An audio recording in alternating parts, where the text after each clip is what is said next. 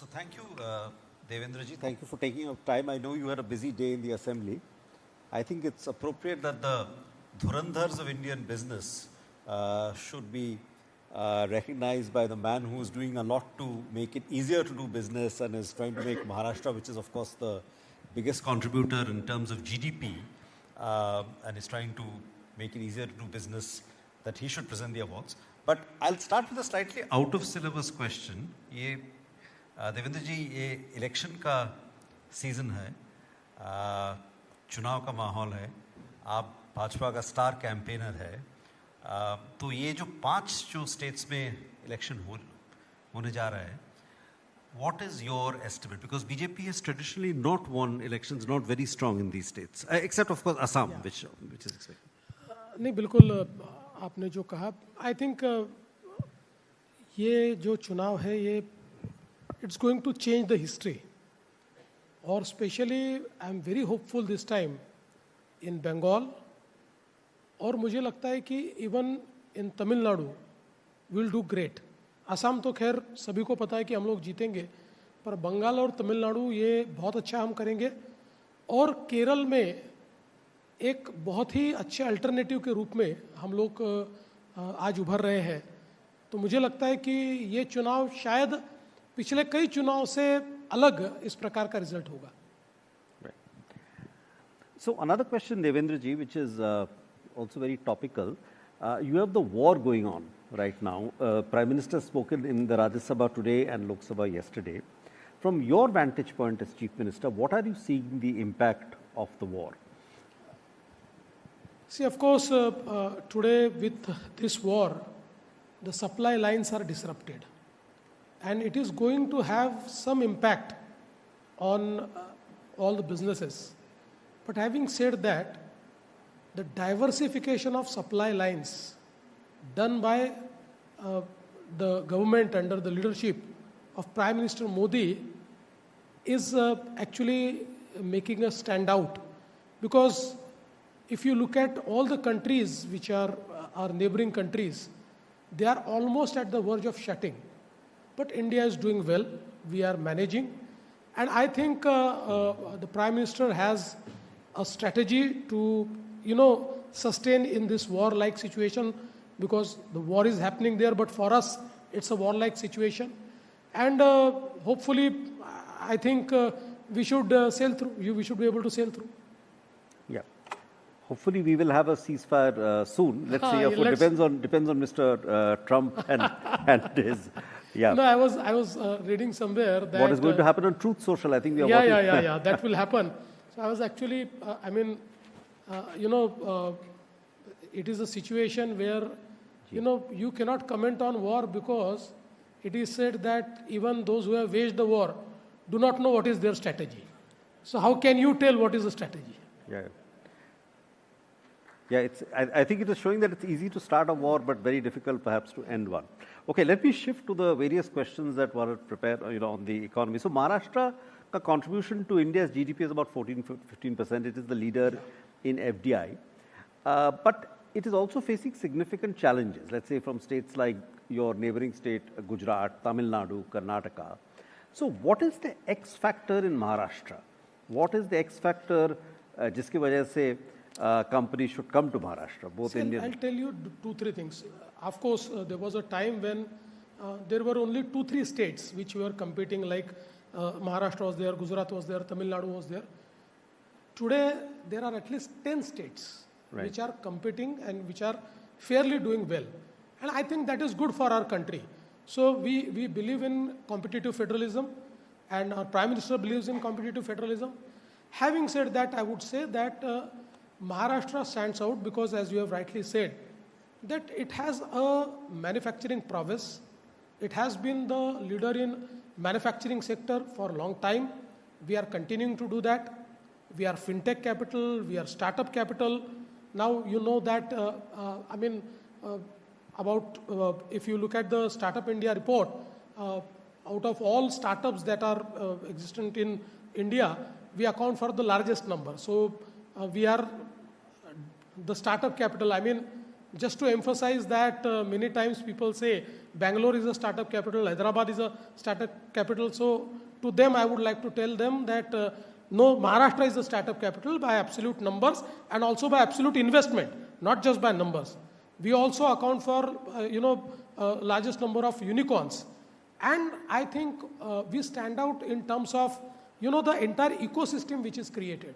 See, we have best of the human resource, we have best of the engineers, we have, best of the technocrats. Technology-wise, we are much ahead. There is a very good work culture. I mean, look at the work culture in Maharashtra. People mean business here. And we, as a government, we have, we are trying to, bring a lot of ease of doing business, because we understand that ease of doing business and cost of doing business are two things which, if the government works more, then investments are going to come. And that is why I think we have such a great ecosystem. We have many plug-and-play parks where actually we are immediately giving land to the people. So there are cases where we have closed deals in 24 hours, 36 hours, have allotted land, have given them offer letters. And I think this work culture, this ecosystem is something which is our X factor. In fact, Maharashtra, I think, has emerged as a major center of the data center industry. It is I think Navi Mumbai is emerging as a major hub of data centers and all that. Absolutely. I think now we are the data center capital of India. And right now, the data center capacity, which is actually working capacity, which is created in India, is about 1.5 gigawatt. Out of that, more than 1 gigawatt sits in the state of Maharashtra. And today, huge investments in data center are coming to Maharashtra. We have closed deals worth 8 lakh crores and about 9 gigawatts of data center capacity. And let me tell you now, everybody is competing to bring the investments in data center. But the biggest thing for data center is power. And Maharashtra is one state which is right now power surplus. We have actually implemented our plan for resource adequacy in energy sector. We have plans of being, energy surplus in 2030, in 2035. We are accounted for all the energies that will go into data center. And at the same time, we are also going through energy transition. So by 2030, in fact, we will be 52% renewable. By 2035, we will be 65% renewable. And I must tell you that, let's say, our assessment is that this new Mumbai, Thane and all this area, which is now our data center hub, will require 5,000 megawatt, 5 gigawatt power in, let's say, next 5 years. We are ready. We are ready with it. And even I know that people at some point of time will ask for green power. We are also ready with the green power. So I think we are the only state which can actually fulfill the power demand for data center. Others are signing, but they don't have power. Okay. But one sector where perhaps Maharashtra has not done so well is semiconductors. You have big investments in Gujarat, to some extent in Noida, Assam. When can we expect to see a semiconductor facility in Maharashtra? It has become some kind of a prestige. Let me tell you, see, when we look at the semiconductor investments and fab investments, mostly we look at, the industries which have come out of India semiconductor policy. We have not been very fortunate to have something from India semiconductor policy. Right. But look at the private sector. Now Maharashtra is leader in OSAT and ATMP. The huge ecosystem of OSAT and ATMP is created in Maharashtra.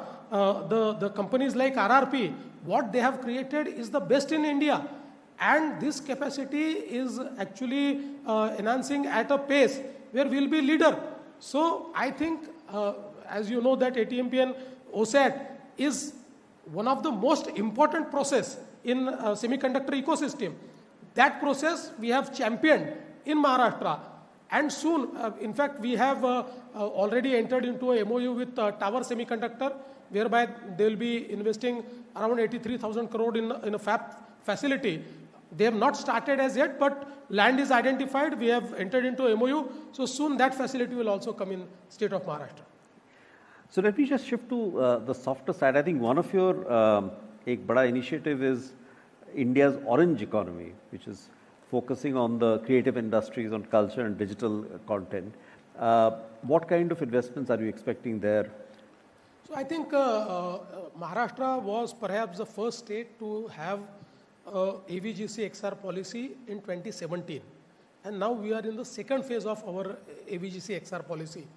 And I mean, we are a very natural ecosystem for creators economy. And today you can see that that is happening. In fact, I'm very happy that the government of India chose us to host Waves, which has been our flagship program in this sector. Right. And after Waves, we are experiencing huge, investments in this sector, and especially the Indian Institute of Creative Technology, which is a flagship program of Government of India, which is perhaps the IIT in the creators economy sector, that has been started in Mumbai, and soon we will have a campus in Film City. That campus we have already started building. This will actually formalize the entire human resource that we have to create. And I think recently, 2 days back, we also hosted esports, the World Championship of Esports.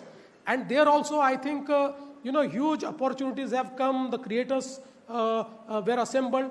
So, in our policy, we are creating hub and spoke model, whereby this Indian Institute of Creative Technology will be our hub, and we are actually creating 12 regional hubs which will act like spokes under this. And there, the entire ecosystem for AVGC XR, including the infrastructure which is required, will be available, so that we'll be able to leverage that infrastructure and will be able to provide the ecosystem for the orange economy. Okay, I'm being asked to wind up. So just one or two last questions. So Maharashtra is seeing a very major infrastructure development that's visible in Mumbai with the coastal road, etc. There is the Vadhavan port which is coming up. What are the big initiatives going forward in infrastructure in Maharashtra? So as you have rightly said, I think the biggest thing that has happened to Maharashtra and India is Vadhavan port. Because you see, for last 30 years, our maritime power has been the JNPT port. It accounts for 55% of our container traffic. But even with the enhanced capacity, there is no space available in JNPT. Now this Vadhavan is one port which is 3 times bigger than JNPT. And the best thing about Vadhavan is that it has a 20 meters natural deep draft. It is going to be India's largest port. From day one, it will be amongst world's 10 big ports. So for the first time, we are entering into the league of first world ports. And with this port, I think that we will play a major role in the maritime economy. We are also creating huge opportunities leveraging this port. The port-led economy should be, created in every corner. So we have Samruddhi Highway.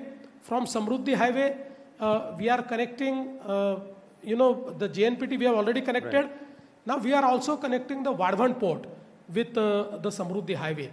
And with this, I think around 25 districts will have direct access to Vadhavan port, and the goods movement will happen in at the most 8 hours or 10 hours from around 20 districts to the Vadhavan port. So that will give advantage to every part of Maharashtra to be part of this port-led development. And again, as we have built this Atal Setu, and between Atal Setu and the new Mumbai airport. Now we are building the third Mumbai. Likewise, we are building the fourth Mumbai near Vadhavan port.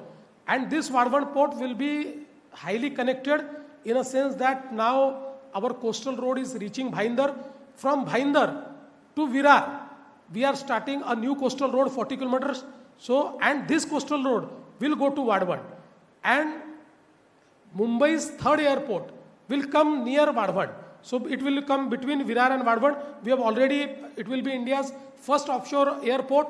We have already done the survey and it has come feasible. So soon we'll do the formalities and then we'll announce this airport. So I think it is opening huge opportunities in Maharashtra. And again, it's not just for Maharashtra, but for India, because Maharashtra is growth engine. I mean, you know that recently I presented the budget, and in the budget speech I told that the Maharashtra's economy now is 660 billion. And with 660 billion economy, if Maharashtra would have been a separate nation, we would have been 30th economy of the world. Right. And now we are competing not just with states, but let me tell you, in next 2 years, we will surpass the economy of UAE and Singapore.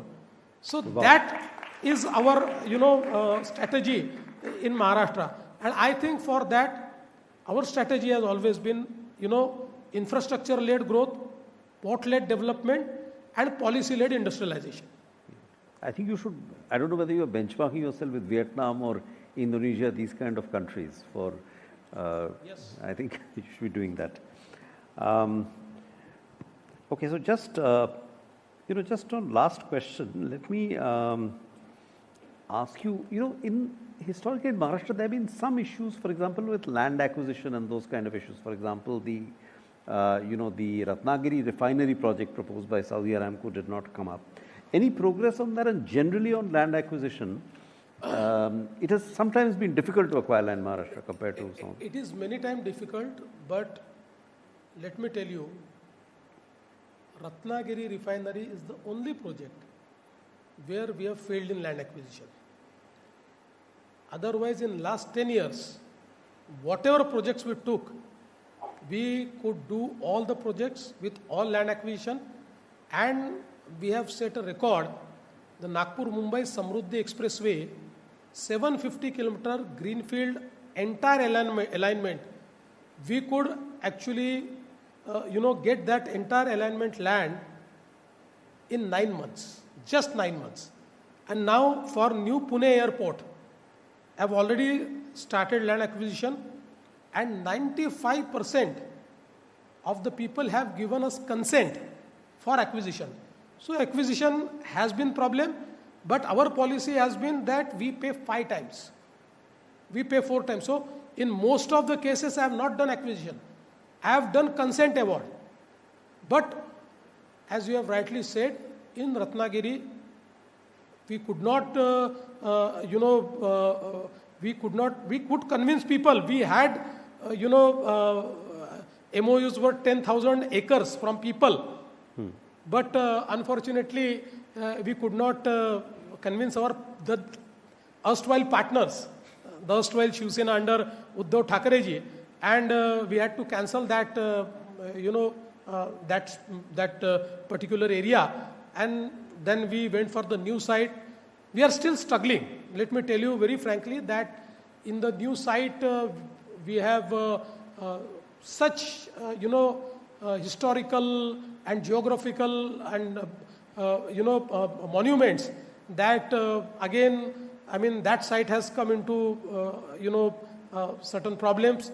But we are still hopeful that we'll be able to do it.